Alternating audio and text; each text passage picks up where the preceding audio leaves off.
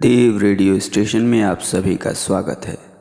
कहानी के इस कड़ी में महान कहानीकार आदरणीय प्रेमचंद जी द्वारा लिखित कहानी गुरु मंत्र आपके समक्ष प्रस्तुत है।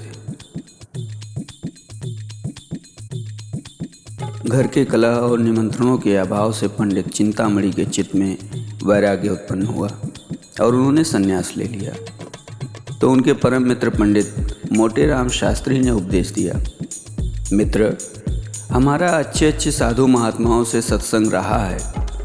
ये जब किसी भले मानस के द्वार पर जाते हैं तो गिड़गिड़ा कर हाथ नहीं फैलाते और झूठ मूठ आशीर्वाद नहीं देने लगते कि नारायण तुम्हारा चोला मस्त रखे, तुम सदा सुखी रहो।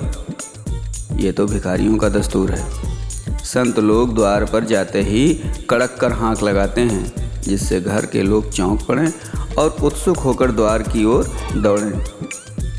मुझे 2-4 वाणियाँ मालूम है, जो चाहे ग्रहण कर लो।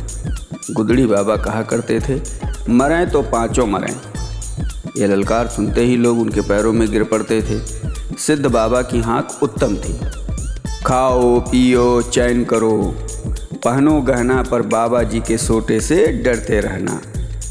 नंगा बाबा कहा करते थे, दे तो दें, नहीं दिला दें, खिला दें, पिला दें, सुला दें। ये समझ लो कि तुम्हारा आदर सत्कार बहुत कुछ तुम्हारी हाँक के ऊपर है।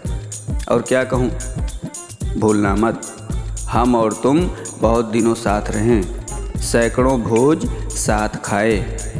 जिस न्योते में हम और तुम दोनों पहुँचते थे तो लोग डांट से 1-2 पत्तल और उड़ा ले जाते थे।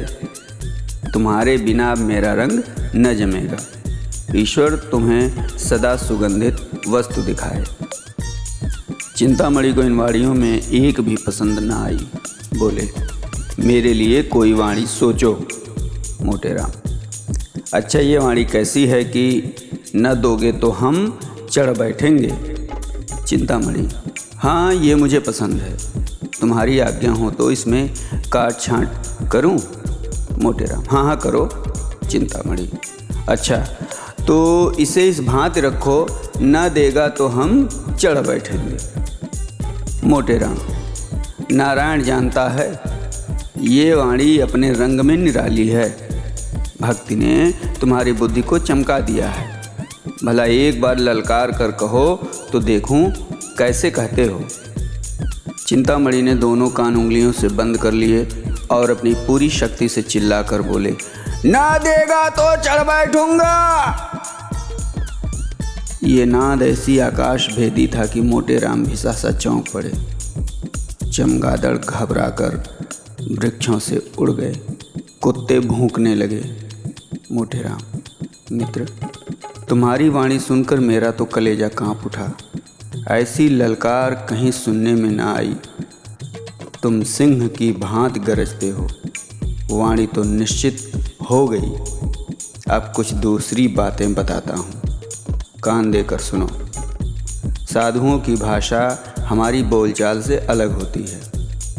हम किसी को आप कहते हैं, किसी को तुम। साधु लोग छोटे बड़े, अमीर गरीब, बूढ़े जवान सबको तू कहकर पुकारते हैं।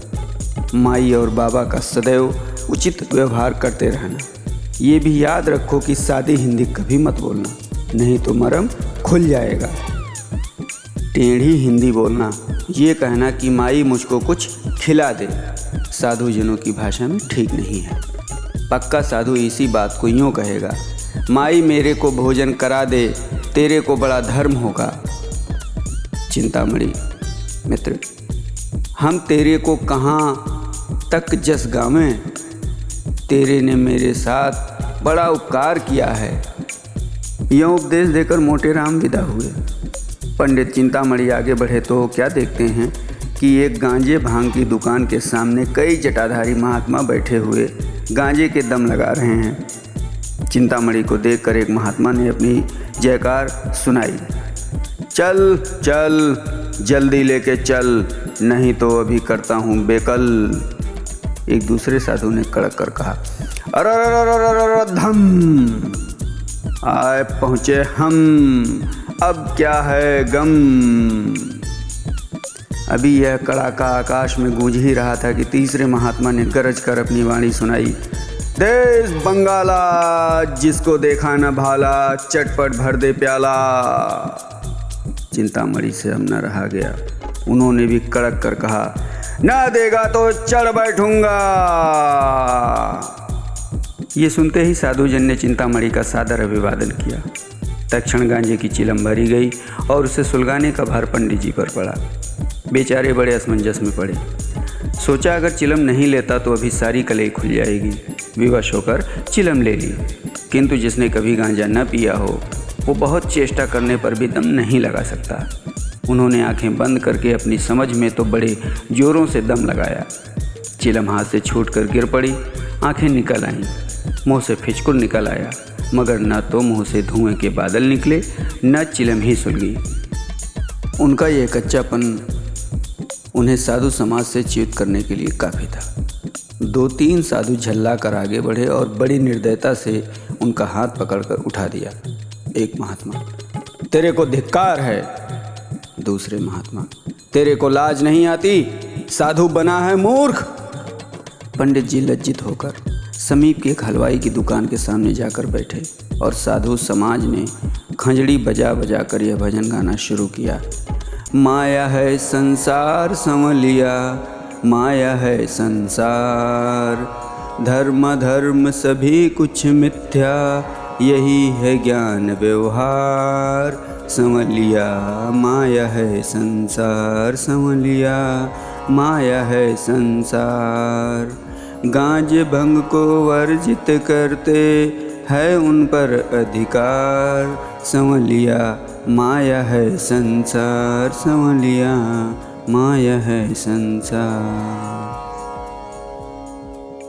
कहानी की इस कड़ी में आप सुन रहे थे आदरणीय प्रेमचंद जी द्वारा लिखित कहानी गुरु मंत्र। अगली कड़ी में एक नई कहानी के साथ फिर उपस्थित होऊंगा। तब तक के लिए देवव्रत का प्रणाम।